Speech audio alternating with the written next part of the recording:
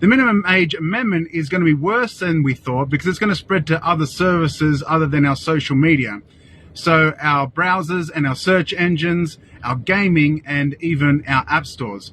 Now, I'm going to tell you how to get around these things and on which days they're going to come into effect. Now, on the 10th of December is our social media, which includes things like X, Facebook, Instagram, TikTok, Snapchat, and even YouTube. So when we open up the app, we're going to see a pop-up and it's going to ask us to accept or reject. Now, I would advise not to do either, but just swipe away the app and then go on to the alternate app, which we're going to need, which is things like Telegram, Signal, and there's even one called Jammy. Jammy doesn't even need a SIM card or a phone number to activate it, unlike Signal and WhatsApp. So I would suggest, if you're a content creator, to start pulling your audiences into things like Telegram and get onto groups there so we can get onto those channels now before we get locked out. If you're into YouTube, then we're going to have to move to things like Rumble and get our services there. So on the 27th of December, we have our search engines and our browsers. Now, we're going to need these now before we get locked out. So our browsers, because they have data centers in Australia, they're subject to the laws of Australia. So anything that's in the Chrome franchise, in the Google franchise or the Apple franchise is going to get a little bit locked up because they do have data centers here. So what we need is an app that doesn't have its data centers here and is also secure. And one of the browsers is called Brave. So it's a great browser, very friendly, easy to get around. Now, the problem is that we're going to have to pull all our passwords, the autofill from our old browsers, and we're going to have to start all over again, which is, you can't export them. It's going to be pretty annoying. So we're going to have to start again, and that's just part of the resistance. We're going to have to step it up a little bit. It's not going to be easy, or it's not going to be comfortable. And for search engines, instead of ChatGPT, I would recommend Perplexity. Perplexity is quite intricate on the way that it does its research and its background checks, and it's not floppy and flimsy like ChatGPT, and it's more accurate. So next up, after that, is next year on the 9th of March, 2026. It's coming for app stores and gaming. So this is the one. If we're going to get locked out of the Google franchise, then we're going to need other apps. And then how do we get apps if we're not able to get into the Play Store? So there is an alternate app store which is called Aurora Store. However, we're not able to get Aurora Store. We're not able to download it through the Play Store. We have to get it from their website. However, we're not able to get it off their website through Chrome. So we're going to have to use Brave in order to go onto Aurora Store and download that app store. Now, once you get that into your device, you can get whatever apps you want. It's great. Now, if you've got an Apple device, I'm sorry to say that you're probably going to have to get an Android device because there's no way around it because Apple's all locked up with each other and it knows. So we're going to have to get away from that. Now, with gaming, and it's got the gaming on the App Store, but this is also for Xbox and PlayStation and other Discord servers.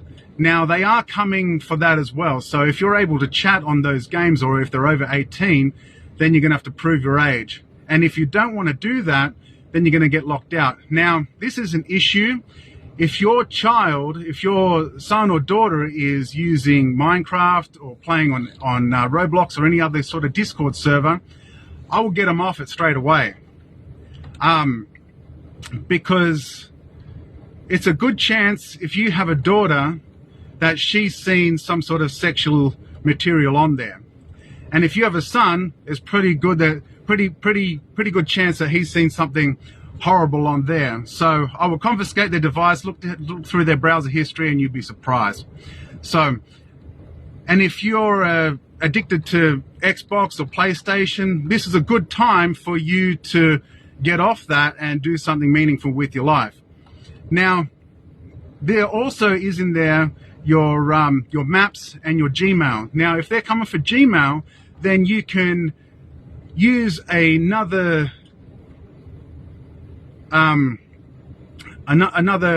field of separation between you and the Gmail interface. So instead of going straight to Gmail, you can use something called Proton or K9 Mail, and then push your email service through there. All you have to do is get the app and then follow the prompts. And if they do end up locking you out of Gmail, then you're just going to have to get a different email address and use that instead through K9 Mail, which is fantastic service.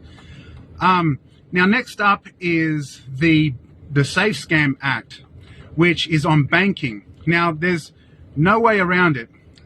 No way around it. So you may have opened up your bank app and seen that you've got to accept or reject. Once again, I would advise not to do either of them, but just swipe away the app.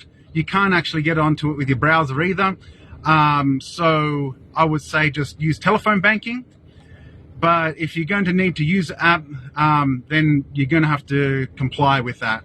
Now, what that does is profile and track you, sees how you spend money, and see how you interact on the app. And if they do see anything fraudulent or suspicious, then they are required to let the government know. So the link has begun between government and banking, and there's no even if you go to a credit union, the same rules apply, so there's no way to get around it. Now, you can reduce your digital footprint within banking services. So you might get cash out, use your card less, use a number of different banks so they're not able to profile you as much. Now, to be on the right side of history, it's getting more and more inconvenient, but that's what we're going to have to do. To be on the wrong side of history, it's so easy. It's so easy to just press accept. You don't have to book a doctor's appointment. You don't have to get swabbed. You don't have to take days off work. You don't have to do anything. All you got to do is press that button. And it's going to be so easy for so many people. So what it's doing is pushing us that don't want this system into darkest places of the internet, exactly the places that they want to protect us from. So it's a bit of an issue. However, even if 5% of us boycott these services, they're going to lose a lot of money. That's hundreds and hundreds of millions of people boycotting their services, and they're going to feel it. So I suspect that the same thing's going to happen with 5 years ago, as they're going to try to get everyone on board, but they can't get everyone on board. And because they can't get everyone on board, then the whole thing collapses.